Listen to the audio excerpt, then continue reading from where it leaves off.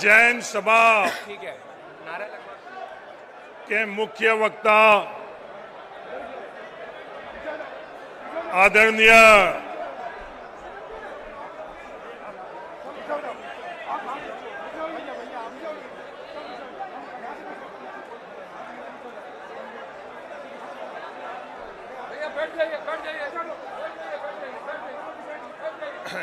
जैन यात्रा के मुख्य वक्ता आदरणीय भूपेश बघेल जी, सम्मानित मंच और इस प्रांगण में बैठे हुए सम्मानित कांग्रेस परिवार के सदस्य और भारतीय सेना के पीछे खड़े रहने वाले देश के नागरिकगण, कांग्रेस पार्टी ने जय हिंद यात्रा, जैन सभा का आयोजन किया। इसके पीछे इकलौता मकसद है कि पूरा देश भारतीय सेना के पीछे खड़ा था और खड़ा है। आज जबलपुर से हम लोग मैं बॉर्डर के इलाके से आता हूं, 2 दिन हम लोग उस रेगिस्तान में, थार के रेगिस्तान में जैन यात्रा निकाली। पूरा बॉर्डर के नागरिक भारतीय सेना के साथ में हैं और भारतीय नागरिक के तौर पर वहां नहीं तो कोई हिंदू है, नहीं कोई मुसलमान है, नहीं तो कोई जाट है, नहीं कोई राजपूत है, नहीं कोई दलित है, नहीं कोई आदिवासी है। सबके सब वो सिर्फ और सिर्फ भारतीय नागरिक के तौर पर बॉर्डर का हर व्यक्ति भारतीय सेना के साथ में खड़ा था। ये हम सब लोगों ने महसूस किया। आज देश पूरा भारतीय सेना के पीछे खड़ा है। जब देश पूरा भारतीय सेना के पीछे खड़ा है तो इस तरह के आयोजन की आवश्यकता क्यों पड़ी, ये सवाल उठता है। इस तरह के आयोजन की आवश्यकता इसलिए पड़ी कि इस देश में ये दुर्भाग्यपूर्ण बात निकल कर आई कि जब मध्य प्रदेश के एक मंत्री ने, जो हम लोगों के लिए सबसे गर्व का चेहरा था, सुरक्षा का चेहरा था, कर्नल सोफिया के बारे में जो टिप्पणी की, उसके कारण इस तरह का संदेश गया कि नहीं, पूरा देश भारतीय सेना के साथ में नहीं खड़ा है। मध्य प्रदेश के उप मुख्यमंत्री ने जो भाषा को उपयोग किया है, अगर हम भारत के नागरिक किसी के कदमों में है तो भारत माता के कदमों में है, किसी व्यक्ति के कदमों में नहीं है। भारत के नागरिक को सुरक्षा का भाव देने वाले भारतीय सेना को हम लोग नतमस्तक होते हैं, किसी और के पैरों में हम लोग नतमस्तक नहीं होते हैं। ये देश है, उसके बावजूद भी इस तरह की बात कर कर ये क्या संदेश देना चाहते हैं। बात यहां तक नहीं थमी, जब भारतीय जनता पार्टी और देश के प्रधानमंत्री ने उनके खिलाफ कोई निर्णय नहीं लिया तो बात इससे और आगे बढ़ी। हरियाणा के राज्यसभा सदस्य ने एक और सवाल खड़ा किया कि पहलगांव में जब शहीद होते हुए व्यक्ति की पत्नी का कृत्य क्या रहना चाहिए, यहां तक उन्होंने सलाह और सवाल खड़ा कर दिया। ये सवालों की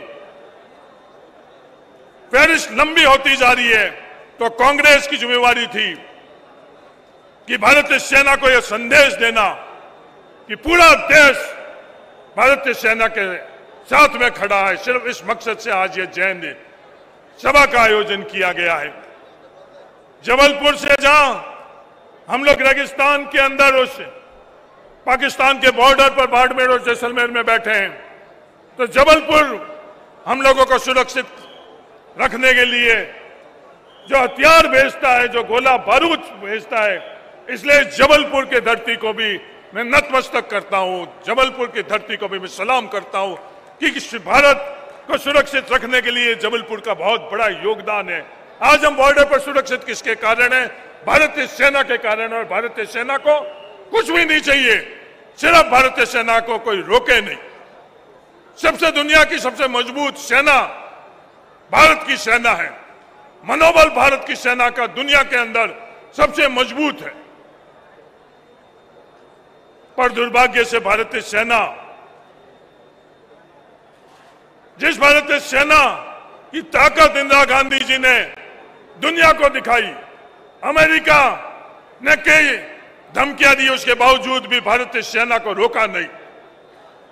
इंदिरा गांधी जी ने भारतीय सेना को, सिर्फ भारतीय सेना जो करना चाह रही थी उसकी इजाजत दी और दुनिया ने देख लिया कि भारतीय सेना के पास क्या ताकत है। अमेरिका देखती रही और दुनिया देखती रही और आज हिंदुस्तान और पाकिस्तान के तौर के ऊपर भारतीय सेना की विजय हम लोग पर्व के तौर पर हम लोग मनाते हैं।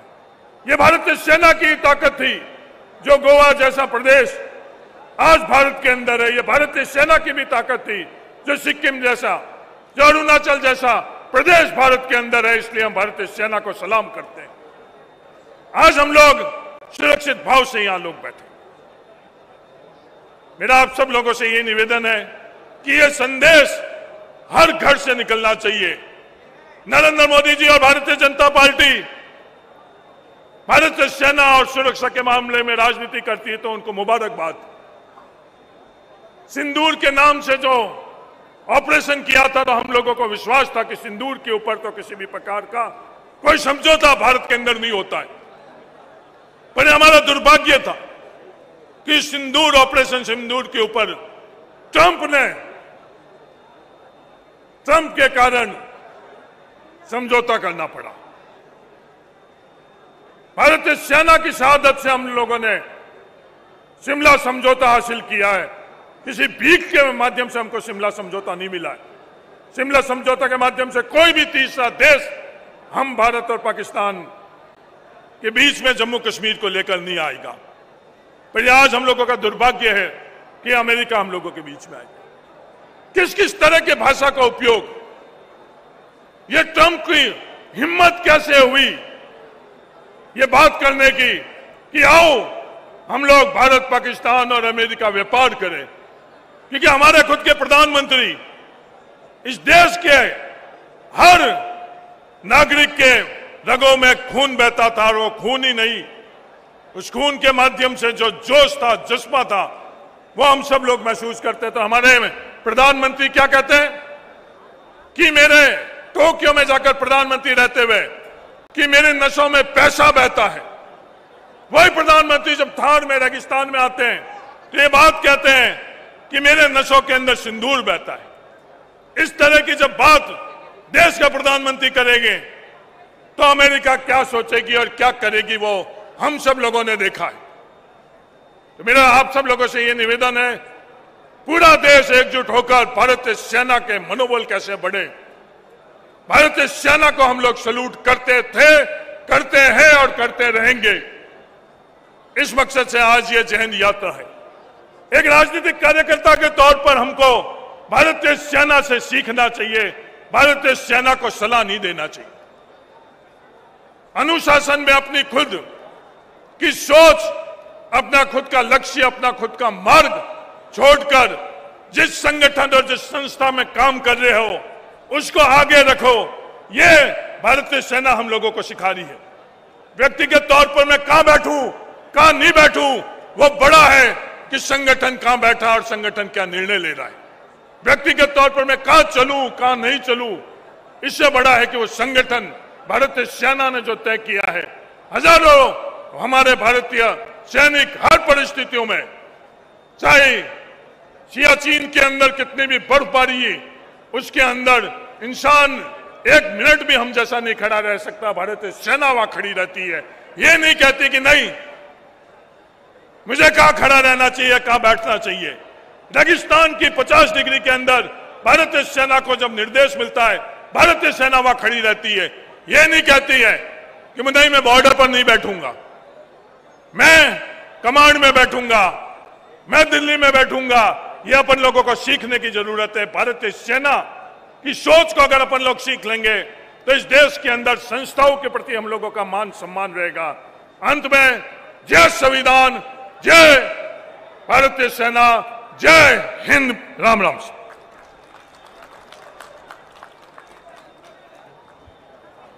अब मैं आमंत्रित करूंगा मध्य प्रदेश